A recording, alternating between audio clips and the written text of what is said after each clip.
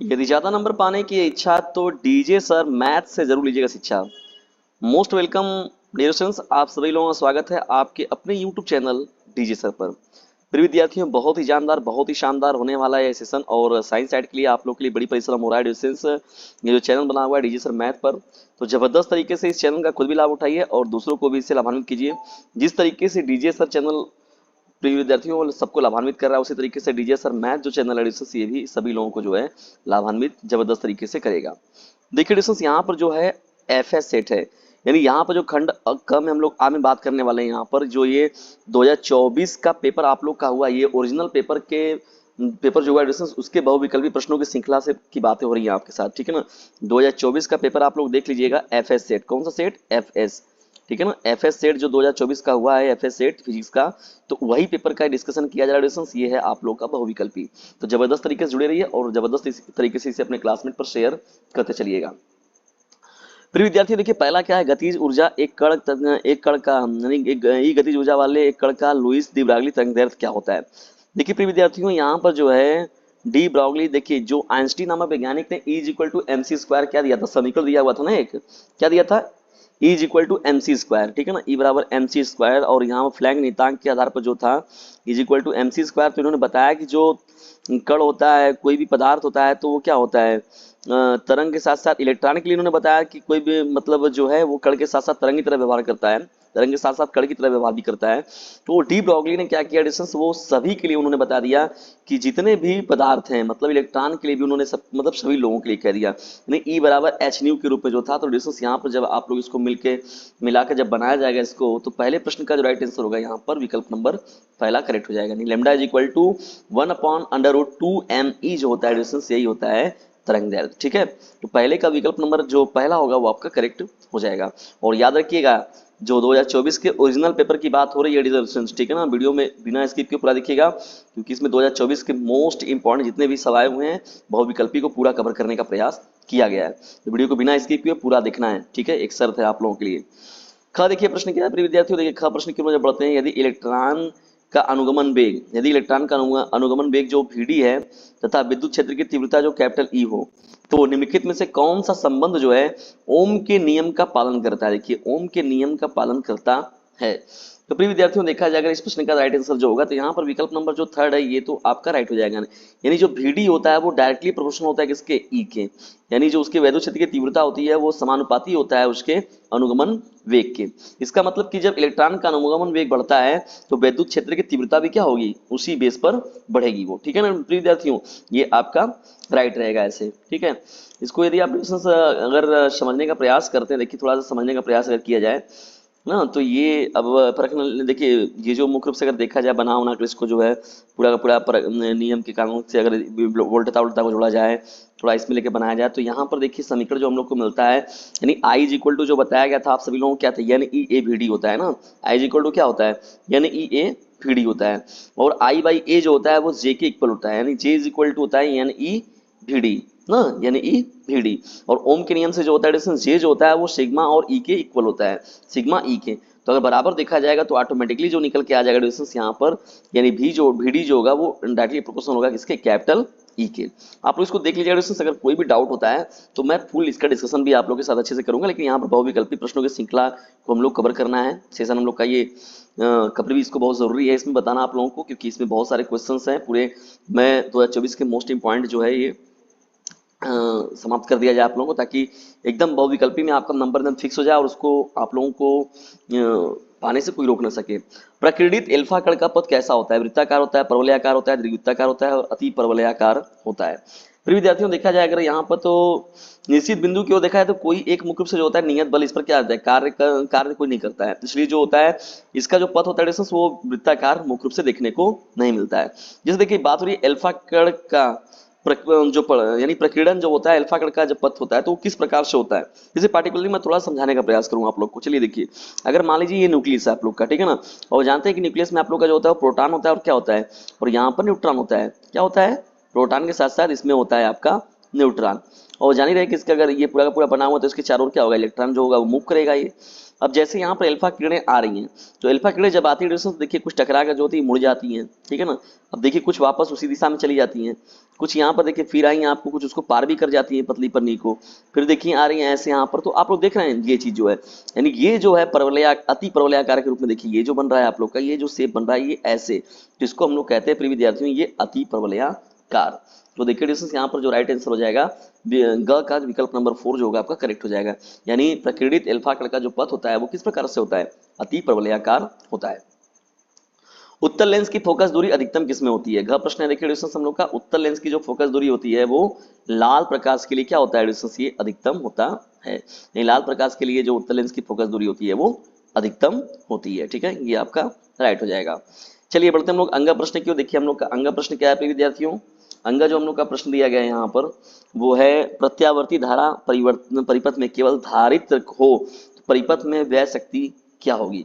तो देखिए दोस्तों ऐसी सिचुएशन जब होती है तो उस केस में क्या होता है आप लोगों का, ये जो पूरा का पूरा जो होगा आपका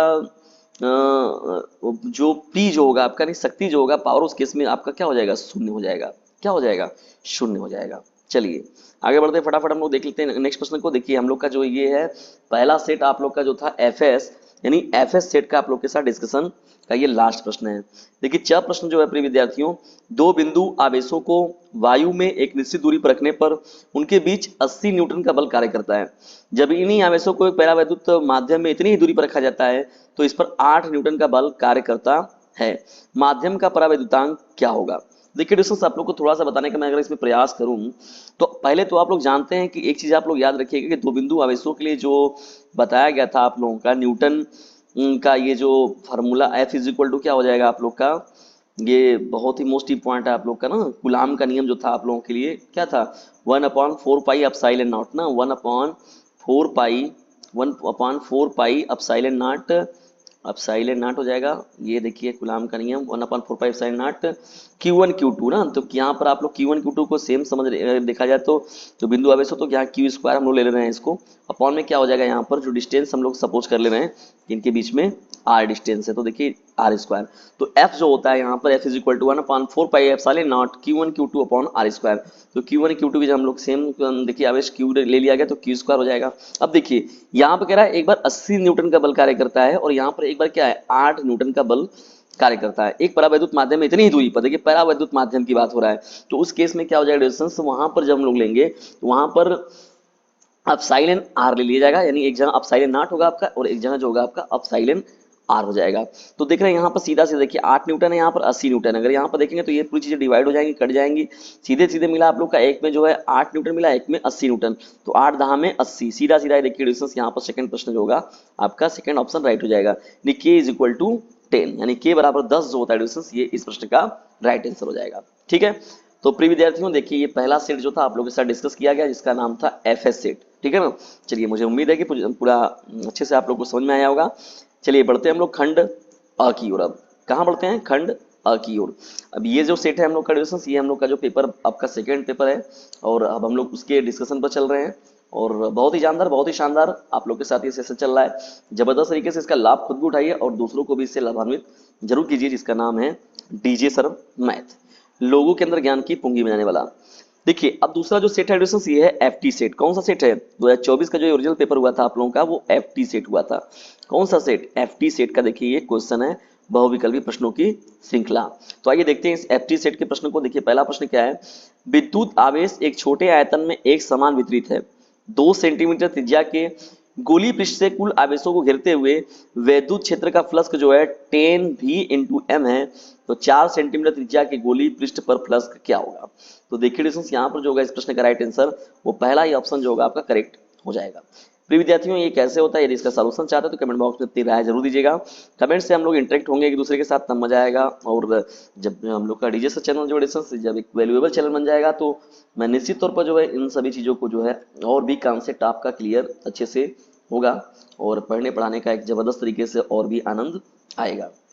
चलिए आगे बढ़ते हैं हम लोग यहाँ पर देखते हैं डिस्टेंस यहाँ पर एक गतिशील आवेश उत्पन्न करता है, एक गतिशील आवेश जो होता है वो क्या उत्पन्न करता है, केवल विद्युत क्षेत्र को, केवल चुंबकीय क्षेत्र को, विद्युत एवं चुंबकीय क्षेत्र दोनों को, उपयुक्त में से कोई नहीं। तो देखिए दोस्तों बहुत ही पॉपुलर क्वेश्चन है ये, बार बार पूछा जाने वाला। गतिशील आवेश जब भी होता है वो विद्युत और चुंबकीय क्षेत्र दोनों को ही वो क्या करता है, उत्पन्न करता है, ठीक है ना, दोनों ही चीजों को क्रिएट करता है। तो ख का विकल्प नंबर जो थर्ड होगा आपका करेक्ट हो जाएगा, विद्युत एवं चुंबकीय क्षेत्र दोनों। बढ़ते हम लोग ग प्रश्न की ओर, निर्वात में संचरित होने वाली विद्युत चुंबकीय तरंग E is equal to E naught sine k x minus omega t, B is equal to B naught sine k x minus omega t से प्रदर्शित है, तब क्या होगा, यानी कौन सा इसमें से जो ऑप्शन होगा वो आपका करेक्ट होगा। देखिए यहाँ पर जो एडिशन पहला आपका जो ऑप्शन होगा वही करेक्ट हो जाएगा, E naught K is equal to B naught omega, क्या होगा, E naught K is equal to B naught omega जो होगा इस प्रश्न का राइट आंसर होगा। अभी देखेंगे इस सेट का मैंने डिस्कशन आप लोग के साथ ऑलरेडी कर रखा है डीजे सर वाले चैनल पर, जो डीजे सर चैनल बनाया गया था, और इस पर भी डीजे सर मैथ वाले पे मैंने इसको पूरा अच्छे से समझाया था वहां पर, और ये पेपर एफटी मुझे मिला था तो मैं इस पेपर का डिस्कशन उसी समय आपका किया था, उसी दिन किया था। प्रिय विद्यार्थियों देखिए यहां से पढ़ने से पहले ये चीज जानिए कि ई नॉट पहले होता है क्या। देखिए ई नॉट जो होता है वैद्युत क्षेत्र का शिखरमान होता है, ई नॉट क्या होता है, वैद्युत क्षेत्र का शिखरमान होता है, ठीक है। और बी नॉट जो होता है डिस्टेंस वो होता है चुंबकीय क्षेत्र का शिखरमान, यानी बी नॉट जो होता है वो चुंबकीय क्षेत्र का शिखरमान होता है, ठीक है ना, पीक पर जो वैल्यू होता है। और के जो होता है डिस्टेंस वो होता है संचरण नियतांक होता है, क्या होता है, संचरण नियतांक। और एक्स जो होता है वो संचरण की दिशा किस साइड है वो उसको रिप्रेजेंट करता है, ठीक है ना। तो एक्स जो होता है वो संचरण की दिशा को रिप्रेजेंट करता है, के जो होता है संचरण नियतांक को, और चुंबकीय क्षेत्र और वैद्युत क्षेत्र के शिखर मान को ई नॉट और बी नॉट जो है रिप्रेजेंट करते हैं। प्रिय विद्यार्थियों देखिए इसमें जब हम लोग थोड़ा सा बढ़ते हैं तो, और ओमेगा को तो जानते ही, ओमेगा जो होता है आपका कोणीय आवृत्ति होता है, और टी जो होता है आपका समय होता है, ठीक है ना। तो यहाँ पर देखिए प्रिय विद्यार्थियों जब हम लोग इसमें थोड़ा सा बढ़ते हैं, जब लेकर हम लोग इसको, तो हम लोग एक चीज जानते हैं यहाँ पर कि ई नॉट बटे B naught is equal to जो होता है वो सी जो होता है प्रकाश की चाल के क्या होता है, इक्वल होता है, किसकी इक्वल होता है, प्रकाश की चाल के, यानी ई नॉट बटे में सी नॉट जो होगा, यानी ई नॉट बटे में बी नॉट जो होगा वो किसके इक्वल हो जाएगा, सी के बराबर हो जाएगा, यानी प्रकाश की चाल के। और के बराबर जो होता है वो होता है ओमेगा बाई, के बराबर जो होता है डिस्टेंस वो होता है क्या, ओमेगा बाई सी होता है, क्या होता है, ओमेगा बाई सी होता है। के इज इक्वल टू जो होता है वो ओमेगा बाई सी होता है, और सी क्या था, किसके बराबर था, ओमेगा बाई सी। तो और यहाँ पर जो ई था वो सी जो था वो किसके बराबर था, के ई नॉट बटे में, ई नॉट बटे में बी नॉट के बराबर था, शिखर मान के अनुपात के बराबर होता है जो प्रकाश की चाल, ई नॉट बटे में सी नॉट। अब देखिए सी की जगह पर जब वैसे ही वैल्यू आप रखेंगे डिस्टेंस यहाँ पर, तो तुरंत जो होगा आपका जो ये आंसर है वो आपका कौन सा, पहला ऑप्शन जो होगा आपका तुरंत आंसर निकल के चला आएगा, ग का ऑप्शन नंबर पहला जो होगा आपका करेक्ट हो जाएगा। चलिए आगे बढ़ते हैं हम लोग घ प्रश्न को देखते हैं। देखिए घ प्रश्न हम लोग का क्या है, 1.2 अपवर्तनांक वाले अपवर्तनांक के पदार्थ में क्या है, 1.2 अपवर्तनांक के पदार्थ से एक उभयोत्तल लेंस बनाए जिसकी दोनों सतह क्या है, उत्तल है, क्या है, दोनों सतह उत्तल है। यदि इसको 1.33 अपवर्तनांक वाले जल में डुबोते हैं तो वह कार्य करेगा, किस तरीके से वो कार्य करता है इसके बारे में हम सभी लोगों को जो है बताना है, ठीक है ना। तो यहाँ पर देखिए इसको थोड़ा सा हम लोग समझने का प्रयास करें तो देखिए यहाँ पर अगर देखा जाए तो यहाँ पर जो इस प्रश्न का राइट आंसर हो जाएगा आप सभी लोगों का वो हो जाएगा एक अपसारी लेंस की तरह व्यवहार करता है, किसकी तरह, अपसारी लेंस की तरह, जिसे हम लोग डाइवर्जेंट लेंस बोलते हैं, क्या बोलते हैं, डाइवर्जेंट लेंस, ठीक है ना, अपसारी लेंस की तरह व्यवहार करता है। अब ये कैसे करता है, क्यों करता है, आइए थोड़ा हम लोग इसको जानते हैं। पानी में लेंस की फोकस दूरी जो था डिस्टेंस वो अगर हम लोग निकालने का प्रयास करें तो f1 को निकाला जाए अगर हम लोग, तो ये मुख्य रूप से जो फोकस दूरी इसका निकल कर आता है, यहाँ पर वैल्यू देखिए यहाँ पर जो है, तो ये जब हम लोग निकालते हैं इसका डिस्टेंस तो ये मिल जाता है हम लोग को ऋणात्मक मिल जाता है, जब हम लोग फोकस दूरी निकालते हैं तो वो ऋणात्मक आ जाता है, और इस प्रकार से पता चल जाता है डिस्टेंस की जो हम लोग का लेंस होगा वो अपसारी होगा, ठीक है ना। चलिए अगला प्रश्न की ओर बढ़ते हैं। E is equal to P C में E ऊर्जा तथा P संवेग है, यह समीकरण कहाँ पर लागू होता है। तो देखिए डिस्टेंस यहाँ पर अगर हम थोड़ा सा इसको समझने का प्रयास करें तो मुख्य रूप से देखिए जो इस प्रश्न का राइट आंसर होगा आपका विकल्प नंबर थर्ड करेक्ट हो जाएगा, फोटान के लिए, किसके लिए, फोटान के लिए, परंतु इलेक्ट्रॉन के लिए नहीं, ठीक है ना, किसके लिए, फोटान के लिए परंतु इलेक्ट्रॉन के लिए नहीं। तो ये कैसे होता है डिस्टेंस, थोड़ा सा इसको हम लोग समझने का प्रयास अगर करते हैं। देखिए तो आइंस्टीन के अनुसार हम लोग जानते थे कि E बराबर क्या होता है, mc स्क्वायर होता है, E बराबर क्या होता है, वो mc स्क्वायर होता है, E बराबर क्या होता है, mc स्क्वायर होता है, क्या होता है, E बराबर mc स्क्वायर होता है, ठीक है। चलिए E बराबर तो mc स्क्वायर हो गया भैया, ये तो बात हो गया। तो इसके बाद क्या करें हम लोग, अब ई का जो वैल्यू है यहाँ पर डिस्टेंस देखिए, आप लोग जानते हैं प्रकाश की जो चाल है वो जानते हैं कि 3.3 इंटू 10⁸ मीटर प्रति सेकंड होता है। कितना होता है? 3 इंटू 10⁸ हो गया आपका, ठीक है, मीटर प्रति सेकंड। तो 10⁸ तो ये है आपका सी का स्क्वायर हो गया। अब इसका भी आप लोग को क्या करना है? स्क्वायर करना है, ठीक है। तो यहाँ पर तो ये इसका स्क्वायर हो गया क्योंकि सी स्क्वायर है ही आपका, और एम जो होगा आपका, तो यम अगर देखेंगे यहाँ पर डिस्टेंस, तो यम के रूप में भी जो होगा वैल्यू, तो इसको भी हम लोग इजिली कर सकते हैं, ठीक है। ई बराबर पीसी के रूप में स्क्वायर यहाँ पर, तो यहाँ फोटान के लिए है परंतु इलेक्ट्रॉन के लिए नहीं है, ठीक है।